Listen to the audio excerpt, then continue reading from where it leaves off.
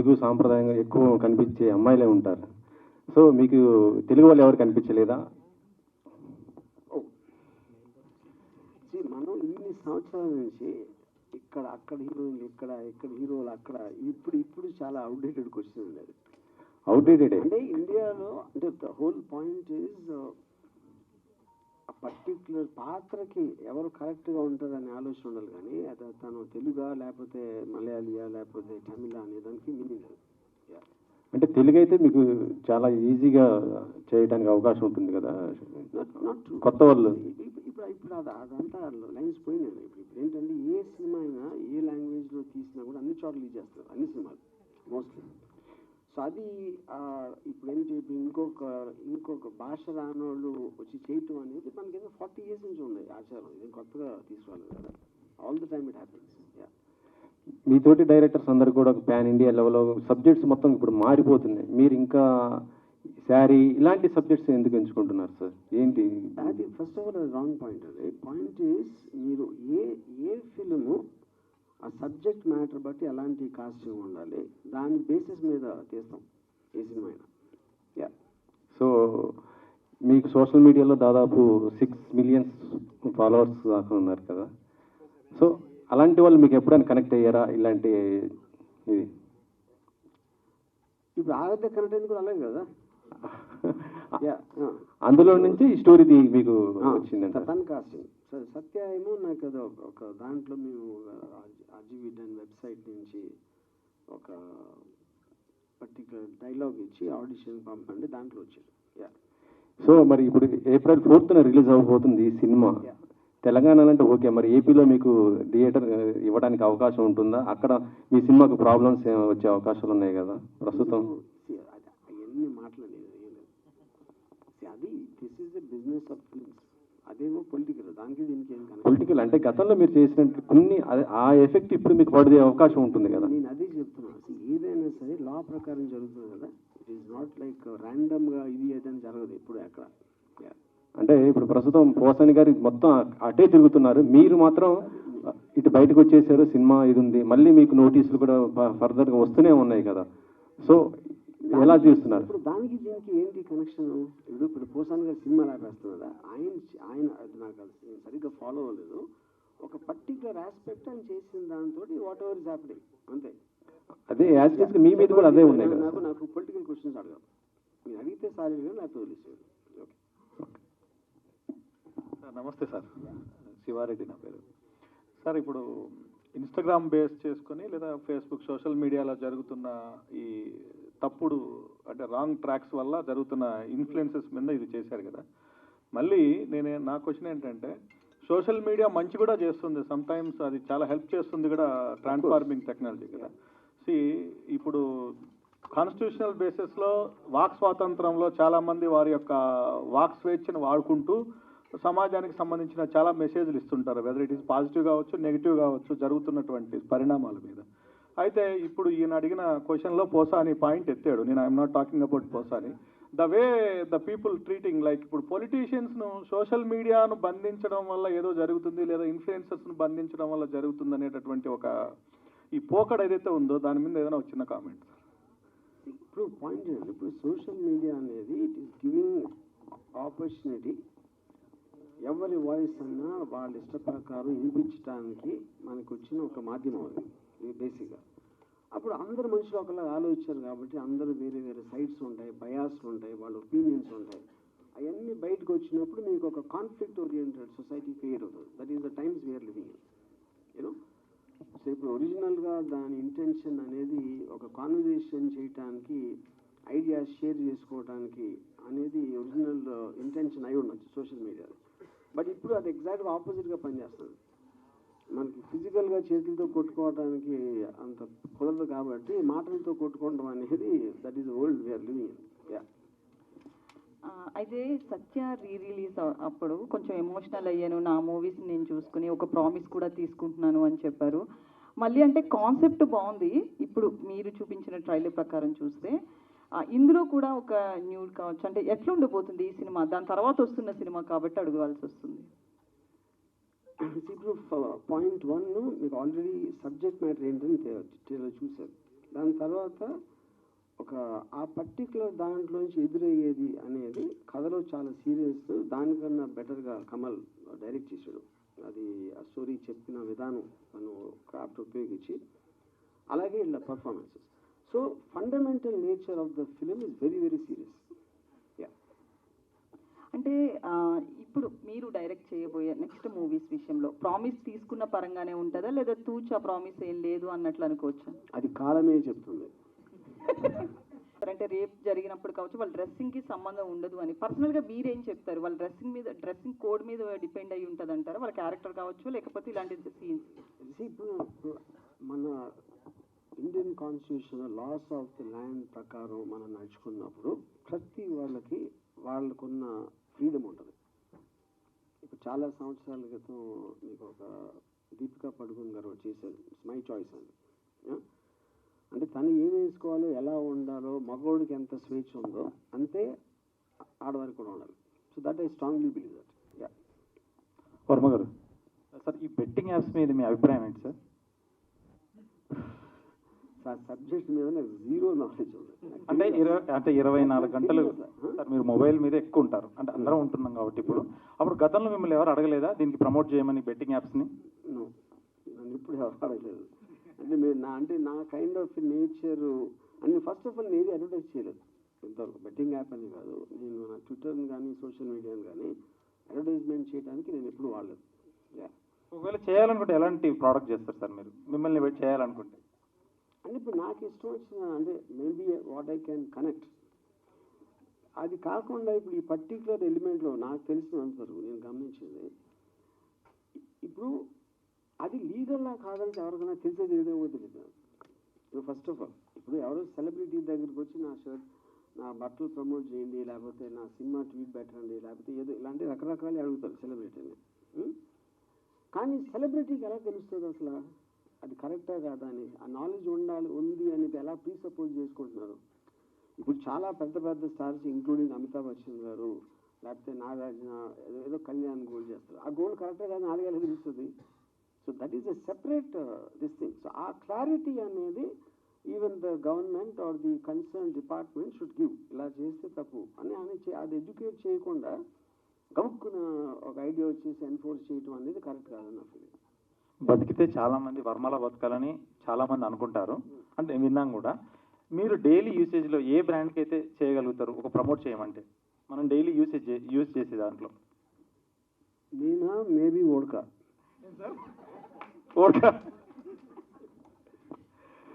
అంటే ఇందాక నాగేంద్ర కుమార్ గారు చెప్పినట్టుగా టీ ప్రమోట్ చేయండి. ఎందుకంటే నాకు టీ ఎందుకు ఫర్ సమ్ రీజన్ నాకు ఇష్టం లేదు.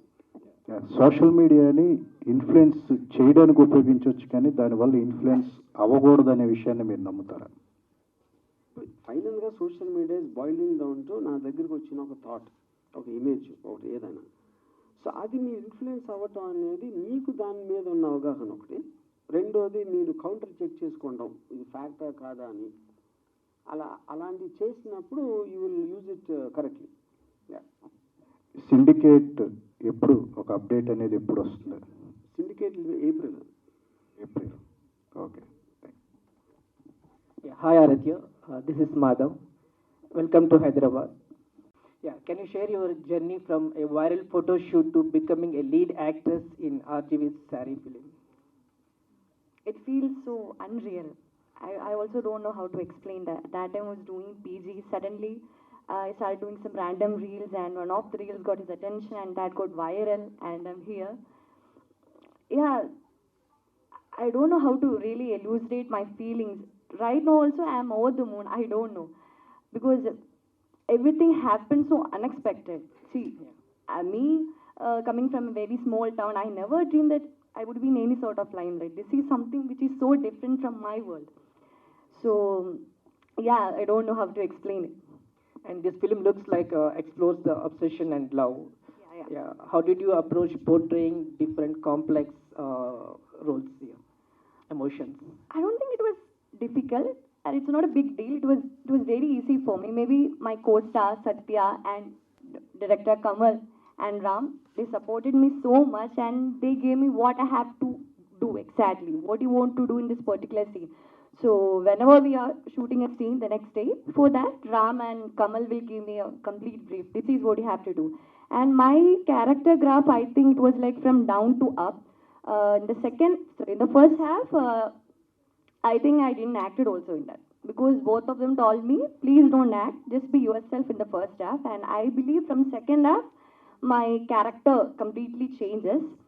And yeah, Sari is actually a thriller which is exploring the darker sides of obsession. You can see that social media, violence, stalking, all this. And I think it's a thought-provoking story.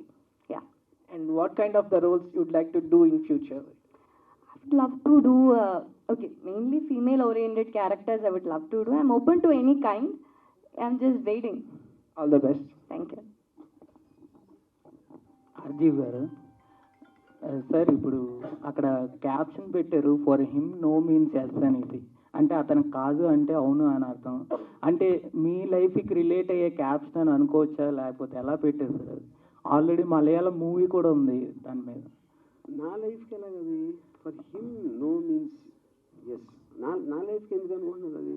అంటే మీరు ఏది కాదన్నా కొన్ని అవునని అనుకోవచ్చు, అవునన్నా కొన్ని కాదని అనుకోవచ్చు. నేను అసలు ఎవరన్నా anybody says no to me just leave, నేను ఎప్పుడు I will not think it yes. అది ఒక పాయింట్. ఇప్పుడు రెండోది, మనం చాలాసార్లు ఇప్పుడు అమితాబ్ బచ్చన్ గారి థింక్ సినిమా ఉందనుకోండి, నో మీన్స్ నో అంటే నో అంటే వదిలేదు అని పాయింట్. దాని తర్వాత దానికి ఎక్స్ప్లెనేషను, దాని లోపలికి వెళ్ళటం అనేది మీనింగ్ లేదు. సో అలాగే ఇప్పుడు ఇక్కడ ఏంటంటే, ఇప్పుడు ఆడువారి మాటలకు అర్థాలు వేరు లేని ఒక సినిమా పాట ఉంది యూనో. సో చాలామంది ఏమనుకుంటారంటే అమ్మాయి నువ్వు అందు కానీ లోపల ఎస్ఐ ఉంటుందిలే అని ఒక హోప్ తోటి అనుకుంటారు యూనో. అప్పుడు ఎంత చెప్పినా సరే నో అనేది వినకుండా వేధిస్తూ ఉంటారు చాలామంది. సో ఆ కాంటెక్స్ట్ పెట్టాం అది. Okay sir. అంటే ఇప్పుడు ట్రైలర్ చూస్తే చాలా క్రూరంగా ఉంది సార్. అంటే ఒక రకంగా చెప్పాలంటే, అంటే ఇప్పుడున్న జనరేషన్కి రిలేట్ అయ్యేటట్టే ఉంది. అంటే మీ ఆలోచన విధానం ఆ రకంగా ఉంటుందా, లేకపోతే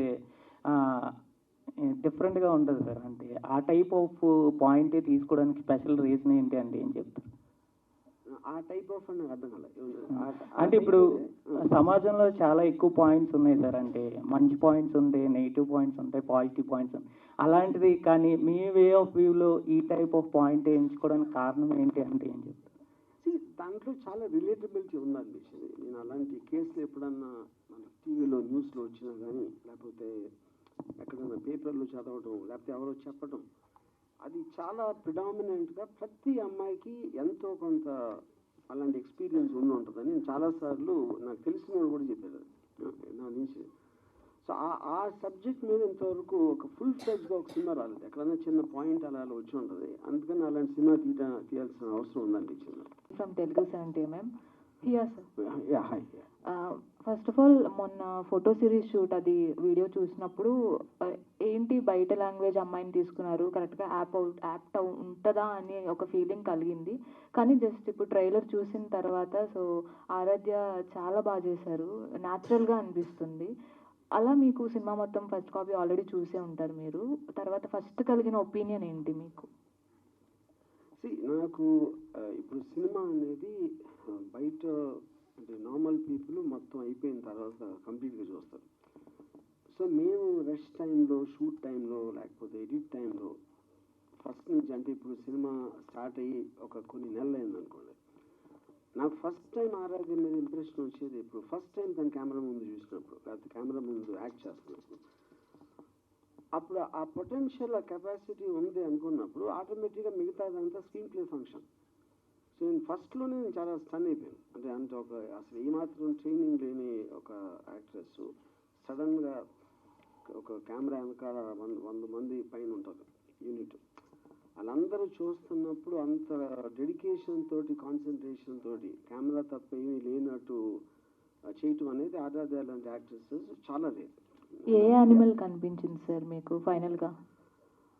ఆరాధ్యలో ఈ యానిమలా?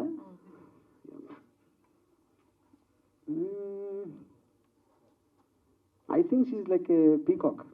Oh, Yeah. nice. అండ్ అలాగే ఇప్పుడు అన్స్టాపబుల్ లాంటి షోస్కి వెళ్ళి మూవీ ప్రమోషన్స్ కూడా చేసుకోవడం జరుగుతుంది. ఇన్ ఫ్యూచర్ మీకు అలాంటి ఛాన్స్ ఉంటే ఆర్జీవి ఒకవేళ అన్స్టాపబుల్ కానీ బిగ్ బాస్ లాంటి కానీ షోస్కి వెళ్ళి ప్రమోట్ చేసుకోవాలి అని అంటే ఎస్ అంటారా మీరు? దానికి ఎగెయిన్స్ట్ కాదు అది, ఎందుకంటే ఎవెన్చువల్లీ ఏది చేసినా సరే ఎంతో కొంత అవేర్నెస్ పెంచడానికి ప్రమోషన్ అనే దాని మీనింగ్ అదే.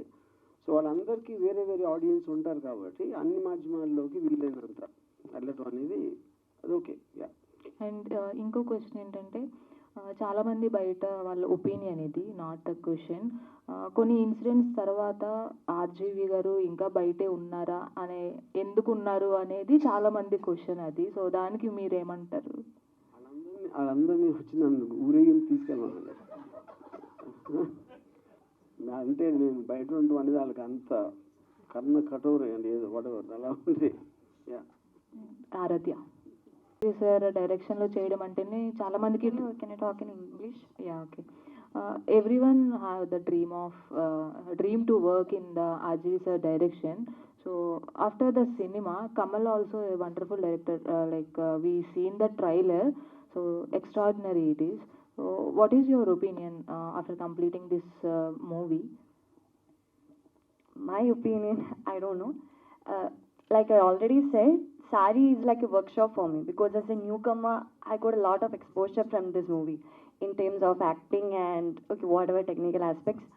And they both give me a complete freedom to do whatever I have to do in terms of the character.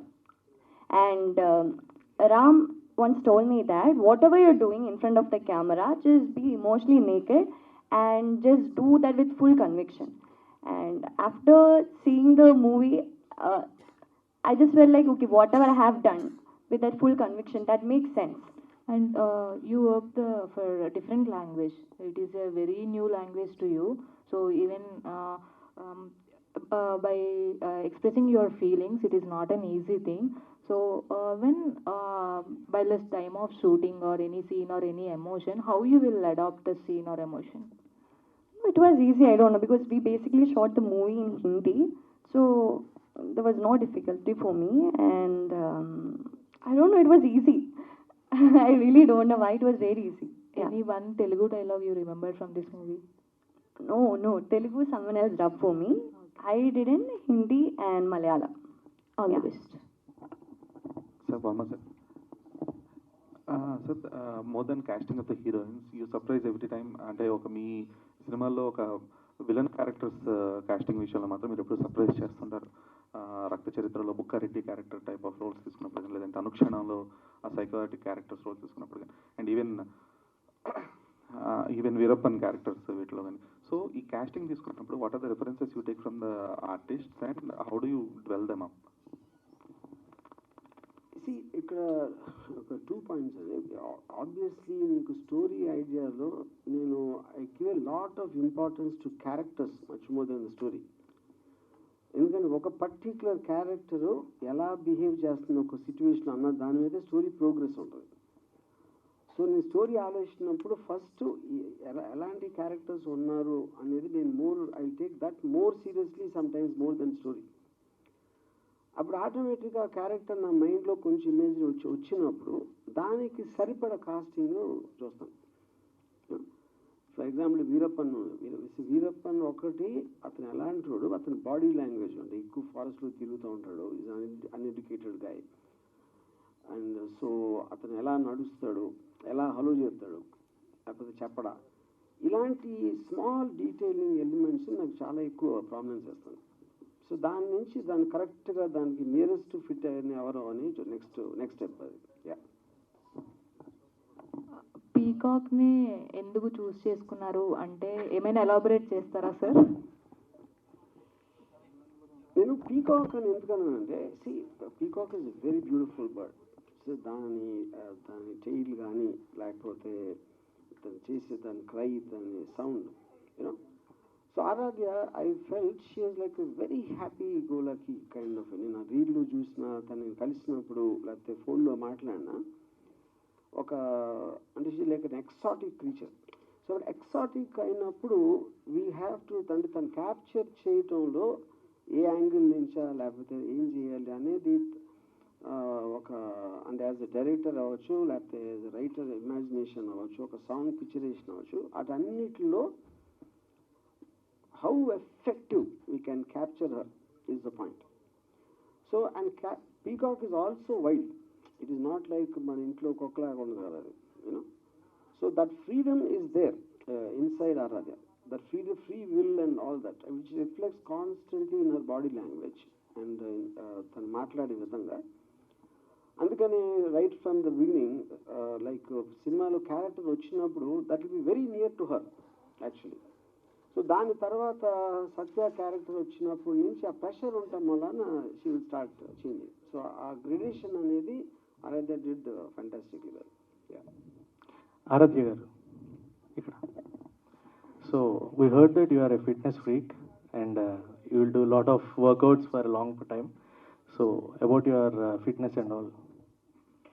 I got off sugar, that's it. And I'm doing workout. And before I was 72 kg when I was in Kerala, before I came here.